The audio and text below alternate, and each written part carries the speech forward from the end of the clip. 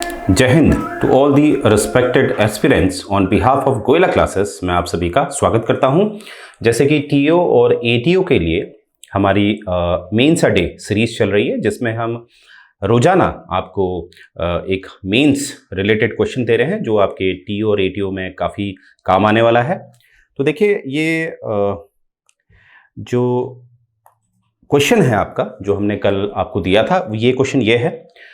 आज मैं आपको इस क्वेश्चन को कैसे करना है, किस तरह से हमें एक फॉर्मेट का प्रयोग करना होता है, वो मुझे बताना है। राइट है आपको?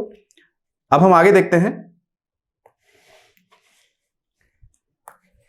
उससे पहले मैं आपको बताना चाहता हूं, जैसे कि ये इस तरह से आप हमारे पोर्टल में जाएंगे, हमारी वेबसाइट पे लॉगिन करेंगे, तो ऐसे आपको जितने भी क्वेश्चन हमारी टीम द्वारा आप तक पहुंच रहे हैं, आप इनको देखिए, इनको अटेम्प्ट करिए। वहां पर आपके लिए स्पेस आपको प्रोवाइड किया गया है और हमारी टीम आपके जो आंसर्स हैं उसको एनालाइज करेगी, फिर आप तक वो रिपोर्ट पहुंचेगी। और याद रखिएगा मेरी बात, जब तक आप नहीं लिखेंगे तब तक आप इसमें परफेक्ट नहीं बन पाएंगे, ये बात मेरी याद रखिएगा।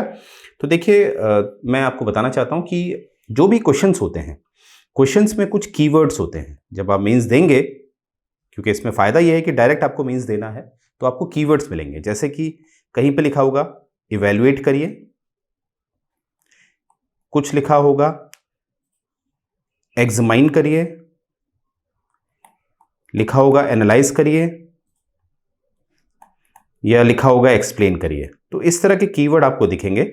तो जो एस्पिरेंट्स होते हैं वो थोड़े कंफ्यूज हो जाते हैं इसमें, सर इसमें क्या डिफरेंस होता है कि जब हम मेंस राइटिंग करते हैं। तो इसका जो आंसर है, इसका आंसर है हाँ और ना भी। अब ये क्या बात है, मैं आपको बताने जा रहा हूं।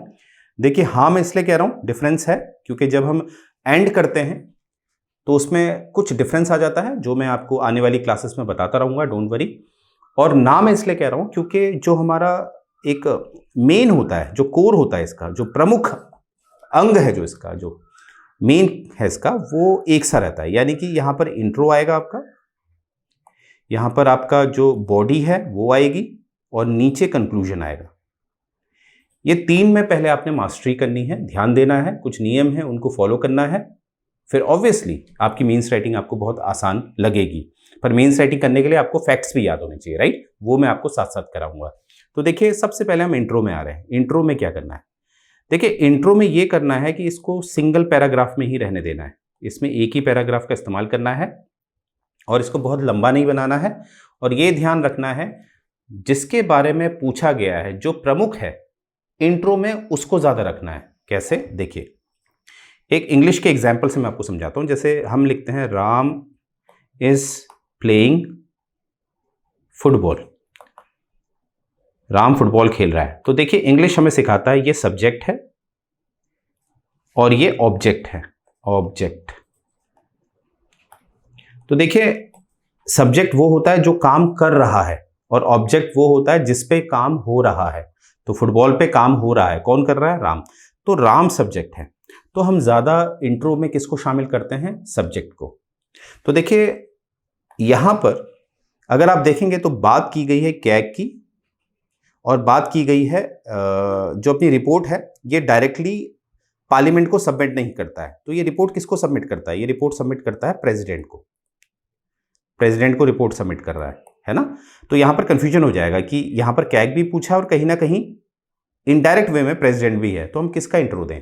तो हमेशा याद रखना, जो काम कर रहा है, जो काम ये काम करता है, इसकी रिपोर्ट जो है ये डायरेक्ट नहीं प्रस्तुत कर सकता है, तो इसको हम सब्जेक्ट लेंगे। तो इसका इंट्रो हमने मेंशन करना है, राइट? सब्जेक्ट का।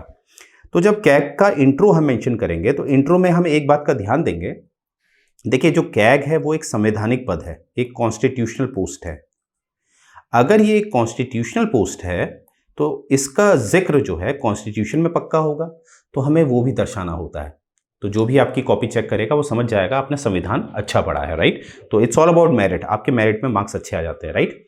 तो यहां पर आप देखेंगे कि यहां पर आप देख पा रहे होंगे जो कैग है वो एक इंडिपेंडेंट है, जो कि मैं समझाने वाला हूं आपको, डोंट वरी। पर इसमें जो मेन मुद्दा ये देखिए, ये वाला, कि ये भाग 5 अध्याय 5 और अनुच्छेद 148 में आता है, और भी इसके अनुच्छेद हैं। तो यहाँ पर आप देखेंगे 148 के बाद डैश डैश किया गया है, 148 और भी।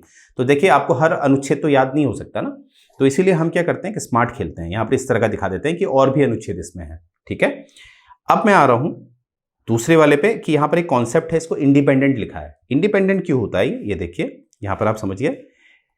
देखिए ऐसा होता है कि एक होती है सरकार, गवर्नमेंट। अब गवर्नमेंट आपको पता है एक केंद्र की होती है, सेंटर की होती है, और एक राज्यों की होती है, स्टेट्स की होती है, राज्यों की, राइट।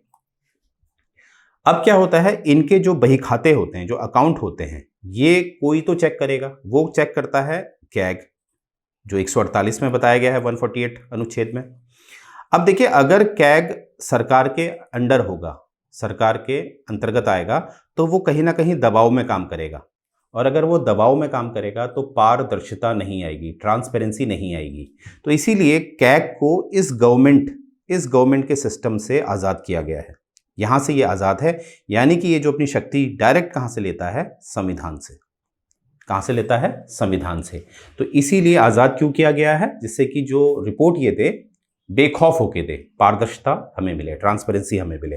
तो मुझे उम्मीद है आप समझ गए होंगे कि इंडिपेंडेंट क्यों बोला गया है, किससे इंडिपेंडेंट है, सरकार से। आगे हम देखेंगे, ये भी मैं बता चुका हूं आपको। अब हम देखेंगे कि इसकी जो शुरुआत हुई है वो 1860 से हुई है। अब देखिए ध्यान देंगे एक बात का, यहीं पर ही 1860 से अगर शुरुआत हुई है तो 1860 में भारत पे कौन शासन कर रहा था, ब्रिटिशर्स। तो आपने सिर्फ यहीं तक मुद्दा रखना है, अगर आप नीचे बॉडी जो आएगी उसमें रखना है। ऐसा नहीं कि ब्रिटिशर्स से पहले मुगल्स थे, और मुगल से भी पहले दिल्ली सल्तनत था, इस तरह से। यानी कि आपने ना इनके बारे में जिक्र करना है, ना इनके बारे में जिक्र करना है, इनके बारे में अगर आप जिक्र करना चाहें तो कर सकते हैं, क्योंकि यही थे जो ये ऑफिस लाए थे कैग का, 1860 में ये आ गया था। ठीक है, तो आप समझ पाएंगे किस कौन कौन से मुद्दे उठाने हैं। तो 1860 में स्थापित किया गया ये ब्रिटिश सरकार द्वारा। देखिए यहाँ पर इंट्रो में मैंने लिख दिया है, लिख सकते हैं। और जो इसका कार्यकाल होता है ये 6 वर्ष या 65 वर्ष का होता है। और 6 वर्ष और 65 वर्ष क्या हुआ देखते हैं। कोई मिस्टर एक्स हैं, उनकी नियुक्ति की गई जब वो 62 वर्ष के थे, तो वो अधिकतम 3 वर्ष के लिए कार्यरत हो पाएंगे। क्यों? क्योंकि उनकी उम्र 65 वर्ष तक ही ले सकते हैं। तो कितने वर्ष कार्यरत रहेंगे वो? केवल 3 वर्ष। वहीं कोई मिस्टर वाई हैं जिनकी उम्र 55 वर्ष है, तो पूरे 6 वर्ष तक काम कर सकते हैं। यानी कि वो 61वें वर्ष में रिटायर होंगे और पूरे 6 वर्ष वो काम कर सकते हैं। तो इस हिसाब से जो भी पहले आता है उस हिसाब से उसे रिटायर कर दिया जाता है, राइट। तो मुझे उम्मीद है आप ये समझ चुके हैं। तो इस तरह से ये जो होते हैं, ये जो नियम मैंने आपको बता दी, जो इंट्रो में नियम होते हैं, ये वही कर सकता है जिसको फैक्चुअल नॉलेज है। अब यहाँ पर एक बात याद रखिएगा, ज़्यादातर आजकल हर किसी को फैक्चुअल नॉलेज होती है, तो इसीलिए यहाँ पर सबकी समानता आती है। क्योंकि कोई ऐसा तो नहीं लिखेगा कि आपने अगर 148 लिखा है, कोई दूसरा तो 149 नहीं लिखेगा ना। तो यहाँ पर क्या है, आपकी अधिकतम लोगों की समानता आने के चांसेस रहते हैं। क्योंकि कोई भी पेपर देता है तो मैच्योर होता है। जब सिविल सर्विसेज लेवल के पेपर होते हैं, HCS लेवल में हर कोई मैच्योर आदमी ही पेपर देगा। तो वहाँ पर आप इस वाले जो इंट्रो में है, कहीं ना कहीं समानता में ही है। ठीक है, मैं उनकी बात नहीं कर रहा हूं जो पढ़ के नहीं जाते हैं, वो तो कहीं भी टक्कर में नहीं है आपके। ठीक है, अब जो मेन है वो है बॉडी, जो बीच की बॉडी आती है। देखिए यहाँ बॉडी में मैंने 2 पैराग्राफ का इस्तेमाल लिया है, क्योंकि मैं चाहता हूं कि लेक्चर्स को मैं कम से कम शॉर्ट बनाऊं, जिससे कि आप तक कम समय में पूरी बात पहुंचा सकूं। आप 3 पैराग्राफ भी ले सकते हैं, वो डिपेंड करता है वर्ड लिमिट क्या दी है, राइट। तो देखिए मैंने कोशिश करी है कि समझाने की, पहला ये जो पैराग्राफ मेरा दिख रहा है, मैंने इसमें कोशिश करी है क्या समझाने की, कि राष्ट्रपति के पास रिपोर्ट क्यों दी जाती है। यानी कि राष्ट्रपति के पास ऐसा क्या है कि रिपोर्ट उन्हें ही देनी है। और दूसरा मैंने ये समझाया है इसके पीछे प्रक्रिया क्या है। इस वाले में समझाया है प्रक्रिया, प्रोसीजर। तो मैं एक बार यहां दिखा देता हूं। पहला वाला जो पैराग्राफ है मेरा बॉडी में, वहां पर मैंने दिखाया है कि प्रेसिडेंट जो राष्ट्रपति है, वो रिस्पॉन्सिबिलिटी क्यों लेता है कि रिपोर्ट मुझे दे दो, या संविधान राष्ट्रपति को ही रिस्पॉन्सिबिलिटी क्यों देता है। और दूसरे में मैंने बताया है प्रोसीजर, प्रक्रिया क्या है ये। क्योंकि कोई भी जिम्मेदारी, याद रखिएगा, जो जिम्मेदारी होती है, जिम्मेदारी वो सीधे संबंधित होती है प्रक्रिया से। Responsibility is directly related to the procedure. कैसे? देखिए, एक आम तौर की बात अगर हम देखें तो एक आदमी होता है, उसकी जिम्मेदारी है कि वो घर जाकर घर से बाहर निकलकर काम करे और घर आकर पैसा लाए और अपने बीवी बच्चों को पाले। और एक वाइफ की जिम्मेदारी होती है कि वो घर को देखरेख करे, है ना। हालांकि आज के समय में सब बराबर है, फिर भी एक जनरल वे में आपको समझाने के लिए मैं बता रहा हूं कि अपनी अपनी जिम्मेदारियों के लिए प्रक्रिया होती है। ठीक है, वही बात मैं यहां समझाना चाह रहा हूं, इसीलिए मैंने पैराग्राफ में ऊपर लिया है जिम्मेदारी और नीचे वाले पैराग्राफ में मैंने वो प्रक्रिया ली है। राइट, तो आइए देखते हैं एक बार। तो ऊपर वाले में जिम्मेदारी देखते हैं, क्यों है जिम्मेदारी। देखिए, जो कैग है वो अपनी रिपोर्ट किसको देता है? प्रेसिडेंट को या गवर्नर को। अगर राज्यों की बात होगी तो राज्यपाल को। ठीक है, आगे हम देखते हैं कि इसलिए दी जाती है क्योंकि जो राष्ट्रपति होता है वो क्या होता है? एक कॉन्स्टिट्यूशनल हेड होता है, एक संवैधानिक प्रमुख होता है वो संवैधानिक तौर पर। अगर कोई प्रमुख है तो अगर कुछ गलत होता है तो प्रमुख से ही तो पूछेंगे, हेड से ही तो पूछेंगे, जिम्मेदारी तो उसकी है।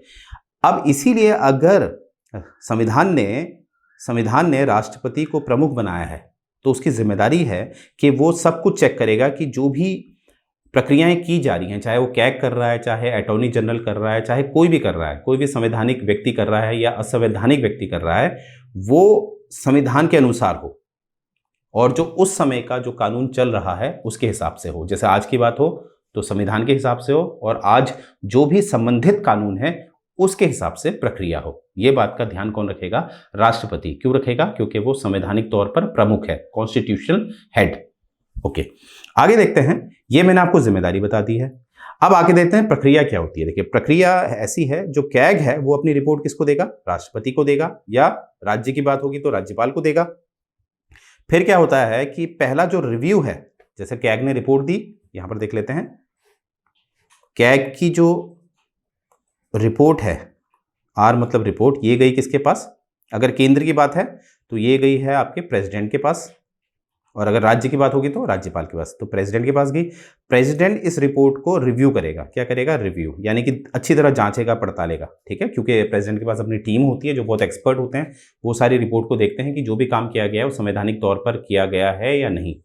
अगर वो ओके है तो राष्ट्रपति क्या करेगा? अब मानते हैं ये रिपोर्ट संबंधित है वित्त मंत्रालय से, मानते हैं वित्त मंत्रालय से ये रिपोर्ट संबंधित है, तो ये रिपोर्ट जाएगी वित्त मंत्रालय के पास। वित्त मंत्रालय के पास ये रिपोर्ट जाएगी। तो वित्त मंत्रालय देखेंगे कि हाँ, जो भी बात लिखी गई है हम उससे सहमत हैं। जब ये बात सहमत है तो ये रिपोर्ट वापस किसके पास आ जाएगी? राष्ट्रपति के पास। देखिए, राष्ट्रपति क्या कर रहा है? राष्ट्रपति कोशिश कर रहा है कि जो भी कैग ने बात लिखी है उसको वेरीफाई कर रहा है, अपने लेवल पे भी वेरीफाई कर रहा है और कहीं ना कहीं जिसके बारे में ये रिपोर्ट है उनसे भी वेरीफाई कर रहा है कि जो कैग ने जो बात कही है वो सही है या नहीं। अब उसके बाद जब वो पूरी तरह से संतुष्ट हो जाता है राष्ट्रपति, तो उसको वो, अगर केंद्र की बात है तो संसद का जो सदन है, दोनों सदन यानी कि जो लोकसभा और राज्यसभा है, वहां पर राष्ट्रपति इस रिपोर्ट को रखता है। ये एक प्रक्रिया है। तो ये मैंने यहां समझाई है। ठीक है, तो ऊपर मैंने उसकी जिम्मेदारी समझाई थी, क्यों जिम्मेदार है? क्योंकि वो संवैधानिक प्रमुख है, और यहां पर प्रक्रिया समझाई है। ठीक है, अब मैंने क्या किया है, जो लास्ट में कंक्लूजन दिया है, कंक्लूजन में मैंने ये कहा है कि देखिए, एट लास्ट क्या होता है कि जो ड्यूटी और रिस्पॉन्सिबिलिटी है प्रेसिडेंट की, मतलब ये जो रिपोर्ट सही हो, संविधान के अनुसार हो, ये राष्ट्रपति की ड्यूटी होती है, क्योंकि वो संविधान में भी लिखा है, और एक जिम्मेदारी होती है। देखिए, ड्यूटी का मतलब यहां क्या हुआ? ड्यूटी का मतलब हुआ कि चाहे राष्ट्रपति कुछ भी करे, वो इस कर्तव्य से दूर नहीं जा सकते। यानी कि उनकी जिम्मेदारी है, उनकी ड्यूटी है कि वो रिपोर्ट का जो प्रक्रिया है उस प्रक्रिया को वो करेंगे, वो ना कह ही नहीं सकते, क्योंकि इट्स अ ड्यूटी। और ड्यूटी के साथ साथ वो रिस्पॉन्सिबिलिटी भी है, जिम्मेदारी भी है। कैसे? अगर कुछ भी गलत हुआ, उस रिपोर्ट में कुछ भी गलत पाया गया, तो ये जिम्मेदारी होगी किसकी? राष्ट्रपति की, क्योंकि वो प्रमुख है, प्रमुख से ही प्रश्न चिन्ह पूछे जाते हैं। इसीलिए राष्ट्रपति इतनी बार अपने लेवल पे भी वेरीफाई करते हैं और संबंधित जो विभाग है या जो मंत्रालय है उससे भी वेरीफाई कराते हैं। ठीक है, आगे मैंने क्या लिखा है? देखिए, आगे मैंने दर्शाया है, जो भी कैग रिपोर्ट देता है वो कहीं ना कहीं अलाइन होना चाहिए संविधान और उस समय के जो कानून है उससे वो तालमेल होना चाहिए। यानी कि जो भी रिपोर्ट आई है वो उसकी प्रक्रिया बिल्कुल वैसी ही होनी चाहिए जैसा कानून कहता है और जैसा संविधान में लिखा गया है। कौन किसको रिपोर्ट देगा, क्या देगा, इस चीज का पूरा ध्यान रखा जाएगा। आगे देखेंगे, देखिए मैंने आगे लिखा है कि राष्ट्रपति एक कॉन्स्टिट्यूशनल हेड है, संवैधानिक प्रमुख है, और मुखिया होने के नाते उनकी जिम्मेदारी है कि वो रिपोर्ट को खुद प्रत्यक्ष होकर संसद के समक्ष रखें। अब मैंने आगे आपको क्या समझाया है, देखिए यहां पर मैं आपको समझाना चाह रहा हूं, यहां पर आप देखिएगा, यहां पर मैं समझाना चाह रहा हूं, देखिए यहां पर लिखा है if the report is directly submitted to the parliament by the CAG then said responsibility can be. अब देखिए अगर मैं कह रहा हूं यहां पर, जैसे हमेशा याद रखिएगा, दिन की वैल्यू जो उजाला होता है, दिन की वैल्यू तभी आप समझ पाएंगे जब आप अंधेरे में जाएंगे, राइट। तो यहां पर हमने इसको जरा उल्टा कर दिया। देखिए मैंने क्या उल्टा किया है, मैंने क्या है, अगर मान लीजिए जो रिपोर्ट है वो डायरेक्टली कैग किसको दे रहा है, पार्लियामेंट को, यानी कि राष्ट्रपति को यहां बाईपास कर दिया गया है, तो डायरेक्टली पार्लियामेंट को दे रहा है, तो उस केस में क्या होगा कि जो रिस्पॉन्सिबिलिटी है उसका मैनिपुलेशन हो जाएगा। मतलब रिस्पॉन्सिबिलिटी का मैनिपुलेशन का क्या मतलब है मेरा, कि देखिए मानते हैं कैग ने रिपोर्ट को, आर मतलब रिपोर्ट को डायरेक्टली दे दिया पार्लियामेंट को, पी फॉर पार्लियामेंट, ठीक है, या इसको पूरा लिख लेते हैं, पार्लियामेंट को दे दिया, ठीक है। अब मानते हैं इस रिपोर्ट में हो गई है कुछ गड़बड़, तो कैग से पूछा जाएगा ये गड़बड़ कैसे होगी। कैग कहेगा भैया इसमें मैं जिम्मेदार नहीं हूं, संवैधानिक तौर पर तो मैं मुखिया हूं ही नहीं, तो मैं इसके लिए जिम्मेदार नहीं हूं। और राष्ट्रपति के पास अगर कोई जाएगा, राष्ट्रपति कहेंगे मुझे तो बाईपास कर दिया गया, मैं क्यों जवाब दूं। तो देख रहे हैं जिम्मेदारी कोई लेगा ही नहीं, इसीलिए एक प्रोसीजर तय किया गया है, इसीलिए साफ लिखा गया है कि कैग जो है ये रिपोर्ट किसको देगा, प्रेसिडेंट को, और प्रेसिडेंट अपने लेवल में इसको वेरीफाई करते हैं, और अगर कुछ भी गलत होगा तो जिम्मेदार कौन होंगे, राष्ट्रपति। इसीलिए ये प्रक्रिया का इस्तेमाल किया गया है। तो अब मुझे उम्मीद है आप समझ पाए होंगे किस तरह से छोटी छोटी बातों का ध्यान देना पड़ता है। पहले इंट्रो है, इंट्रो में बैकग्राउंड में कहां तक आपने जाना है, क्या उसकी सीमा है, उसका ध्यान रखना है। और जो आपकी बॉडी है, बॉडी में मैंने यहां बात जिम्मेदारी की थी, तो इसलिए मैंने यहाँ जिम्मेदारी आपको बताया था, बॉडी में रिस्पॉन्सिबिलिटी बताई थी, और प्रोसीजर बताया था, क्योंकि रिस्पॉन्सिबिलिटी और प्रोसीजर का डायरेक्ट संबंध होता है। और मैंने पॉइंट बात करी थी, और लास्ट में मैंने कंक्लूजन दिया था, और कंक्लूजन देते समय मैंने थोड़ा सा स्थिति को बदलकर उसके विपरीत स्थिति बनाई, उसके विपरीत अपोजिट बनाया, तो उसकी वजह से क्या हुआ, हमें सटीकता पता चल गई। तो मुझे उम्मीद है आप समझ पाए होंगे कैसे मेंस राइटिंग करनी होती है।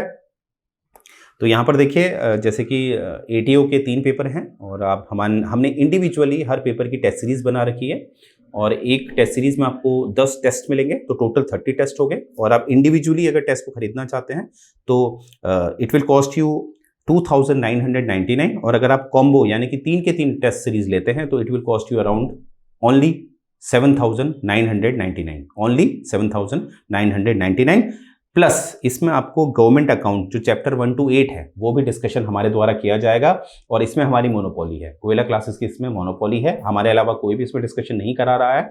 और लास्ट में इसमें आपको स्टडी मटेरियल भी प्रोवाइड किया जाएगा, जैसे कि जो भी मैं आपको स्लाइड शेयर करता हूँ जिसमें ऑलरेडी हाईलाइटेड पॉइंट्स हैं, तो वो आपको मिल जाएंगे। देखिए जमाना हार्डवर्क का नहीं है, स्मार्ट वर्क का है। जब आपके हार्डवर्क में तड़का लग जाए स्मार्ट वर्क का, तो आपकी कामयाबी निश्चित होती है, राइट। और एक और कोर्स है, एक और ऑफर है, वो है प्रीमियम लेक्चर्स। इसमें आपको स्टडी मटेरियल भी मिलेगा, it will cost you around only 2999। और देखिए हमारा एक टेलीग्राम चैनल है, उसको आप ज्वाइन करिए, जिसमें आपको डेली अपडेट्स मिलते हैं, इंपॉर्टेंट इन्फॉर्मेशन मिलती हैं। देखिए अपने आप को अपडेट करना बहुत ज़रूरी होता है, अगर आप नहीं करेंगे तो आप पीछे छूट जाएंगे। तो ये हमारा चैनल जो है आपको इसमें मदद करेगा। अब देखिए नेक्स्ट क्वेश्चन, कल के लिए आपका क्वेश्चन ऑलरेडी आपके सामने आ रहा है कि there is already a provision for the consolidated fund of India, यानी कि संचित निधि, जो अनुच्छेद 266 में है, यानी कि पहले से ही संविधान ने एक नियम दे रखा है कि एक संचित निधि बनाई जाएगी, परंतु उसके अलावा भी हमारे पास एक कंटिजेंसी फंड ऑफ इंडिया होता है जो 267 में है, राइट। तो ये दो जो फंड है, दो हैं, ये कहीं ना कहीं ऐसा तो नहीं है जो हमारे टैक्स पेयर हैं, जो भी भारत के जो आम लोग हैं, जो नौकरी करता है, जो टैक्स पे करता है मेहनत से, तो वो कहीं उस पे ये ओवरबर्डन तो नहीं हो रहा है ये दो होने की वजह से। तो इसको आपने एक्सप्लेन करना है। देखिए यहाँ एक कीवर्ड मैंने जोड़ दिया है, मैंने आपसे कहा था हल्के हल्के आपका लेवल बढ़ाऊंगा मैं, तो अब मैंने इसमें एक एक्सप्लेन जोड़ दिया है, इसको आपने एक्सप्लेन करना है, राइट। तो जैसे कि मैंने बताया है, इंट्रो, बॉडी और कंक्लूजन तो सभी में आएगा, ठीक है। तो कोशिश करिएगा जो मैंने आज आपको बता रखा है उस तरीके से ये मीन्स लिखने का, ठीक है। तो ये क्वेश्चन आपके समक्ष मैंने रखा है, याद रखिएगा। तो यहीं से मैं ये मीन्स अ डे का जो लेक्चर है उसे समाप्त करने जा रहा हूं। मुझे उम्मीद है आपको पसंद आया होगा। जय हिंद।